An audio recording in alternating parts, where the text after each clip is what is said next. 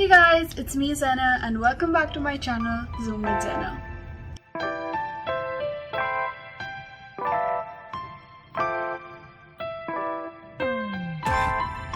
Alright guys, so if you haven't read the title of the video, this video is about dining etiquettes. So let me tell you the interesting story of what exactly inspired me to talk about such a unique topic. So basically, when I eat outside, whether it's at a fast food joint like Pizza Hut or whether it's at a very fancy restaurant, I'm very self-conscious, like extremely self-conscious about how I'm eating, and thus I follow very strict dining etiquettes. Now to me this sort of seems obnoxious, but to many of my friends and relatives who eat with me, they're quite impressed and they're always asking me ways on how I learn these dining etiquettes and how I follow them, etc, etc. So if you guys feel like you too need guidance on how to follow these kind of dining etiquettes, you're at the right video. So keep watching till the end to learn more.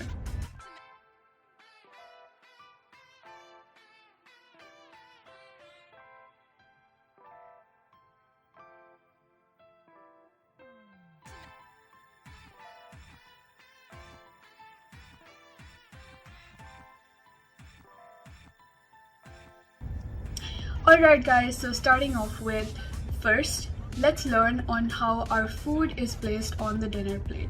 Now before I start, let's keep this thing in mind that the word left has 4 letters and the word right has 5 letters. Anyways, so on our dinner plate, our food should be kept towards the left side. Now the word left, it has 4 letters and so does the word food. So in this way you can remember food on the left.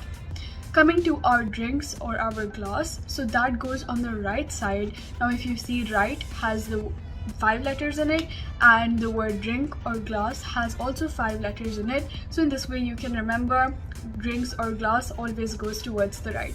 So again, to summarize, food on the left and drinks on the right. Now you can use the same way also to remember the position of your cutlery. Now if you see, the letter fork has 4 letters and so does the word left, so the fork goes on your left side, whereas the words spoon and knife have 5 letters each and so does the word right, so the spoon and the knife goes towards the right side of your dinner plate. Second, let's learn a little bit about what cutlery is used for what. Now the largest fork that is there, it is generally used as an entry fork or the main course fork. Then we have a salad fork which is a little smaller than that. Next we also have the largest spoon which is basically a soup spoon, and we have a spoon which is also in the medium size and that is the main course spoon. Now if you're having a fish course, you may also see the fish knife and the fish fork. And last but not least, your dessert utensils are the smallest. You have the smallest fork and the smallest spoon for the dessert. Third, the language of cutlery.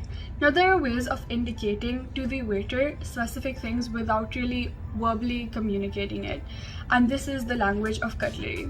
Now when you want to tell your waiter that you need a break or you have taken a break from basically eating your course, then you can simply just place your fork and your knife in an upside down V like this without both of them really touching.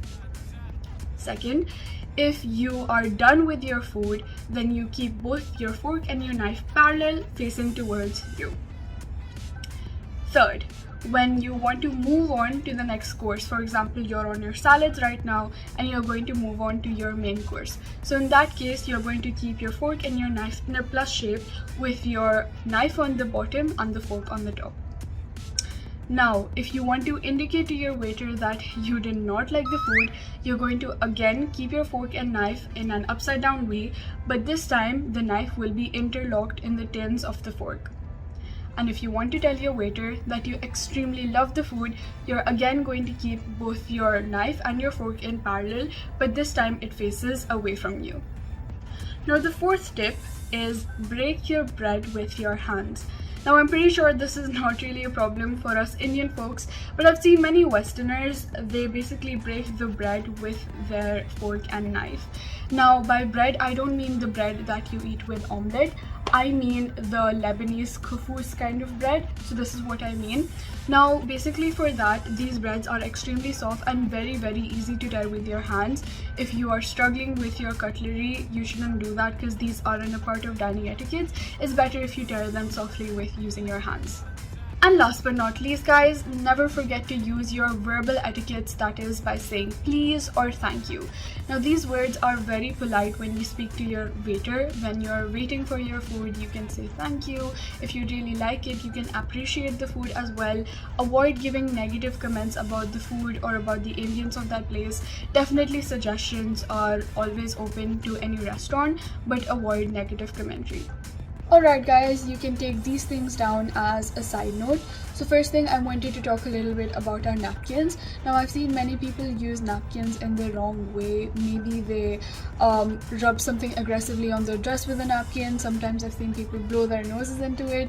Well, napkins are just used to wipe food from the corner of our mouths.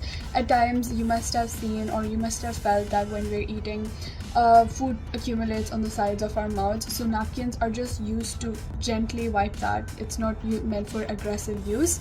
And coming to number 2, this is for all of you ladies, our hand purses. Well, these are things that shouldn't be kept on the table, neither obviously should they be kept on the floor. In fancy restaurants, we are actually given hangers where you can hang your purse, or they should generally be hung on your chair or should be kept behind you. So these were 5 tips on some very important basic dining etiquettes that I believe everyone should follow. Now following these dining etiquettes, they leave a very good impression on people who are eating with you and also people who are observing you eat, which is a little weird, but anyways, it leaves a very nice impression. So I hope all of you liked this video. If you did find it interesting, please like, share and subscribe. Anyways, see you guys in my next video. Bye, take care.